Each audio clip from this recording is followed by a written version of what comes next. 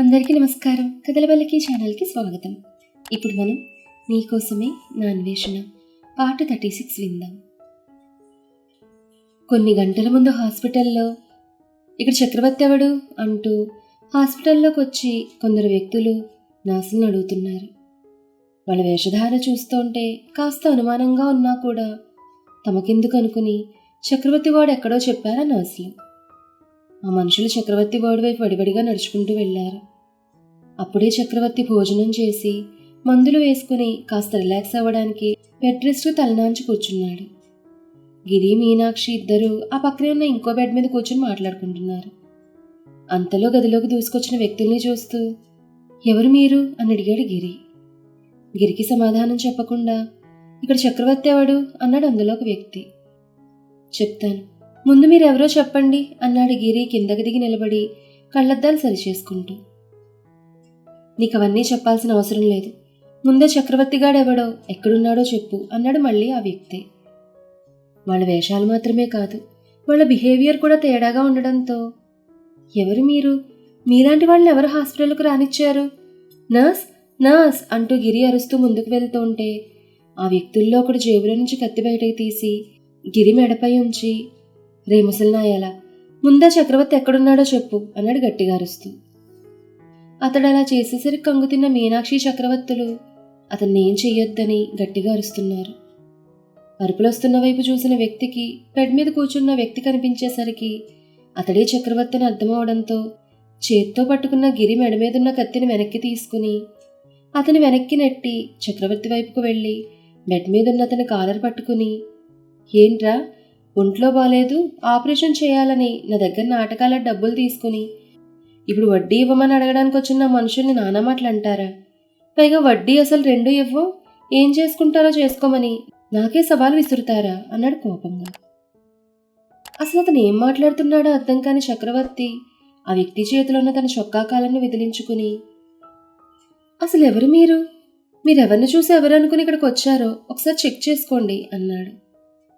ఆ మాటకి వెనుకున్న వ్యక్తుల్లో ఒకడు ముందుకొచ్చి, అన్నా వీడు నకరాలు చేస్తున్నాడే, ముందు వీడు వేసిపారే అన్నాడు పరుషంగా. ఆ మాటకి రే నువ్వు జర గమ్మునుండ్రా అంటూ చక్రవర్తి వైపు తిరిగి చూస్తూ, చూడు నువ్వు చూడ్డానికి కాస్త పెద్ద మనిషిలా ఉన్నావు, అందుకే జర నిదానంగా అడుగుతున్నాను, నా పైసలు ఎప్పుడు ఇస్తావు అన్నాడు మళ్ళీ ఆ వ్యక్తే. అసలు అతను ఏం మాట్లాడుతున్నాడో నిజంగా అర్థం కాని చక్రవర్తి, అసలు మీరెవరు, నేను మీకు పైసలు ఇవ్వడం ఏంటి, మీరెక్కడో పొరపాటు పడి ఉంటారు అన్నాడు చుట్టూ చూస్తూ.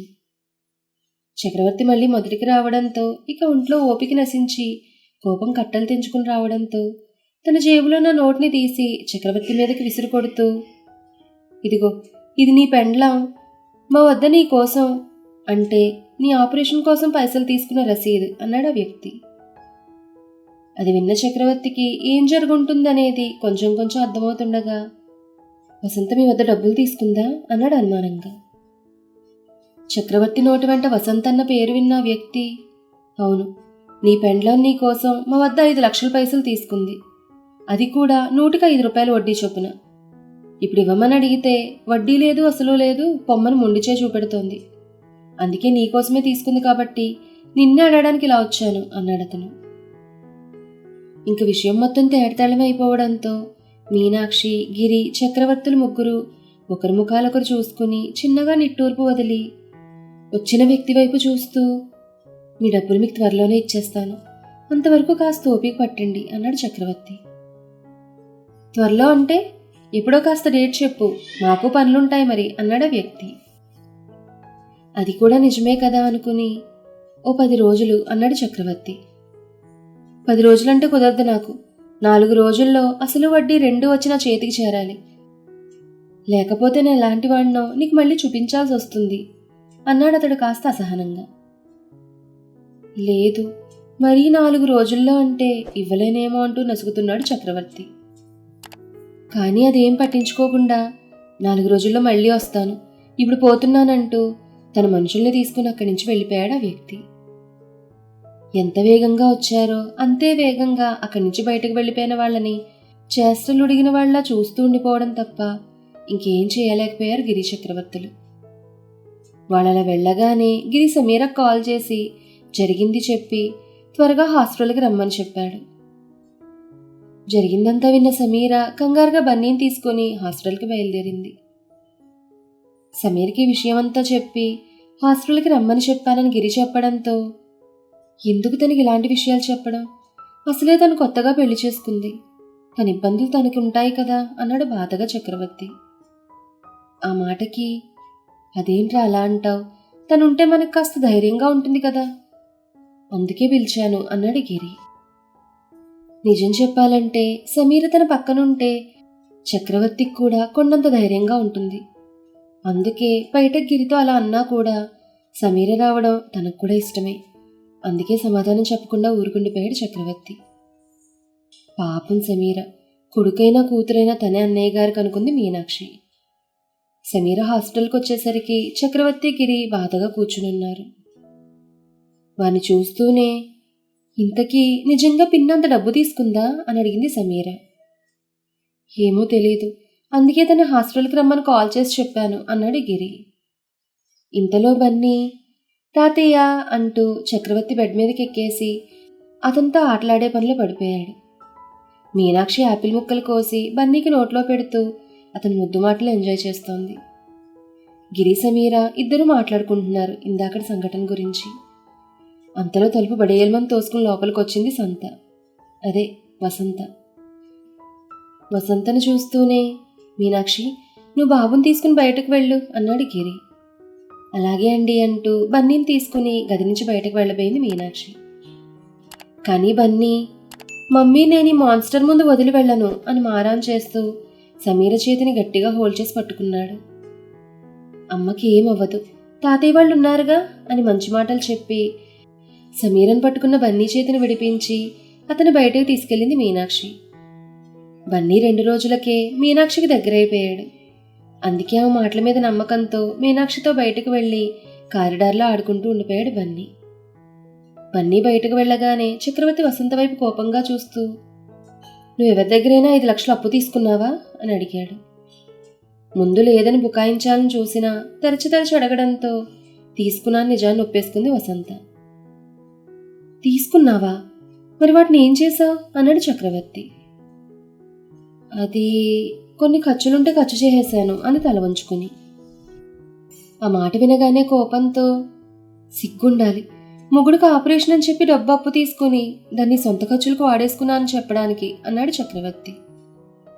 నేనేం చేసేది, మీకు ఒంట్లో బాగాలేనప్పటి నుండి ఇదిగో మీ ముద్దుల కూతురు సమీర ₹1 కూడా నా చేతికి అంకనివ్వకుండా అంతా తనే నొల్లుకుంటోంది.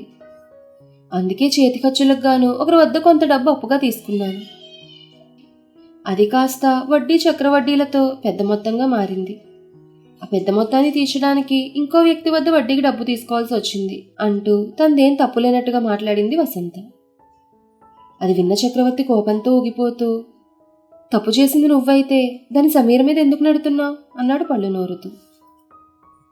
నేనేం నెట్టడం లేదు, నిజం చెప్తున్నాను. తను మాకు ఖర్చులకి డబ్బులు ఇవ్వలేదు కాబట్టే నేను అప్పు చేయాల్సి వచ్చింది. అది కాస్త ఇప్పుడు పెరిగి ఆ వెంకన్నబాబు వడ్డీలా పెరిగిపోయి నా మెడకు చుట్టుకుంది అంది చేతులు తిప్పుతూ.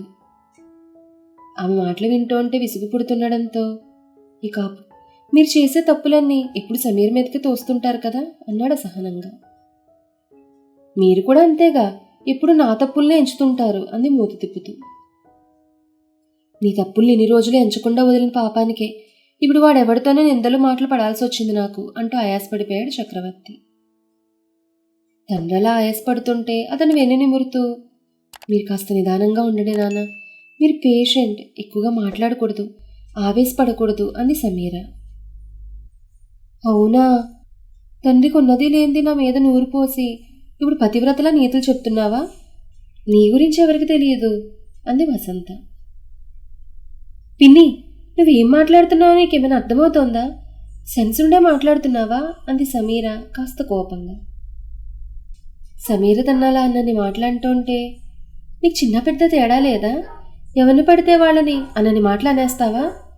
చూడండి, తల్లి లేని బిడ్డని దీని కళ్ళలో పెట్టుకుని చూసుకుంటే ఇప్పుడు నన్నే నిన్ను మాటలు అంటోంది అంటూ ముక్కు చీదుకుంటూ ఏడవడం స్టార్ట్ చేసింది వసంత. వసంత వేషాలు తనకు ముందు నుండే తెలుసు కాబట్టి ఏం మాట్లాడకుండా విసుగ్గా ఆమె వైపు చూస్తుండిపోయాడు చక్రవర్తి. ఏం మాట్లాడకుండా సైలెంట్గా ఉన్న భర్తని చూస్తూ, మీరు దాన్ని ఏమనకుండా ఇలా సైలెంట్గా ఉంటారు కాబట్టే తల్లి లాంటి దాన్ని కూడా చూడకుండా ఇన్ని మాటలు అంటోంది నన్ను. ఇంకా మా మానాలు మమ్మల్ని గాలికి వదిలేసి తను మాత్రం తన అత్తారింటికి పోయింది అంది మళ్ళీ వసంతనే. నేను మిమ్మల్ని గాలికి వదిలేయడం ఏంటి అంది సమీర. అవును, మీ నాన్న హాస్పిటల్లో జాయిన్ అయిన దగ్గర నుండి నువ్వు ఇంటికైనా వచ్చావా? మేము ఎలా ఉన్నాం, ఏం తింటున్నామని కనీసం చూసావా? నీ మటుకు నువ్వు పట్టుబరుపుల మీద నడుస్తూ కోటీశ్వర్లైన మీ అత్తారింట్లో రాజభోగాలు అనుభవిస్తున్నావు అంది కళ్ళొత్తుకుంటూ. అయితే ఇప్పుడు నేను ఏం చేయాలి అంది సమీర విసుగ్గా. ఇంకేం చేయాలి? మీ నాన్నగారు ఆపరేషన్కి డబ్బులు తెచ్చిచ్చినట్టే మాకు కూడా కాస్త డబ్బులు తెచ్చివు. అంతేకాకుండా ఈ అప్పు కూడా నువ్వే తీర్చేయి అంది అంతా నీదే బాధ్యత అన్నట్టుగా. నేనెందుకు డబ్బులు బాకీ తీర్చాలి అంది సమీర. నువ్వు కాకపోతే ఇంకెవరు తీరుస్తారు? నీ వల్లే నేను ఆ పువ్వులకు చిక్కుకున్నాను అంది వసంత నిందంతా సమీర మీదకు తోహేస్తూ. వసంత అలా మాట్లాడుతూ ఉంటే సమీరకు చిరాకొస్తోంది. అందుకే ముఖాన్ని కాస్త చిరాగ్గా పెట్టుకుని ఏదో అనబోతుండగా, మీకు ఇంకా బుద్ధి రాలేదా అనే కంచుకంఠం వినబడేసరికి అందరూ వెనక్కి తిరిగి చూశారు. అక్కడ దేవ్ కోపంగా చూస్తున్నాడు. అతని ఒళ్ళో ఉన్న బన్నీ బుసలు కొడుతూ కళ్ళు చిన్నవి చేసి వసంత వైపు కోపంగా చూస్తున్నాడు. ఇద్దరిని అలా చూసిన వసంతకి ముచ్చెమట్లు పట్టేశాయి. నిన్నటి సంఘటన గుర్తొచ్చి ఒంట్లో వణుకు పుడుతుండగా చేతులు కట్టుకుని, అబ్బే నాకు బుద్ధొచ్చేసింది అల్లుడు గారు, అయినా నేను మా సమీరని ఏమనడం లేదు అని దగ్గరగా ఉన్న సమీర చేతిని అందుకుని తన చేతుల్లో ఉంచుకుంటూ, అంతే మమ్మీ నాది అంటూ సమీర చేతిని వసంత చేతిలో నుండి తన వైపుకు లాక్కున్నాడు బన్నీ. తనపై బన్నీ చూపుతున్న ప్రేమకు మురిసిపోయిన సమీర బన్నీ తనను చిన్నగా నిమిరెత్తుకుంది.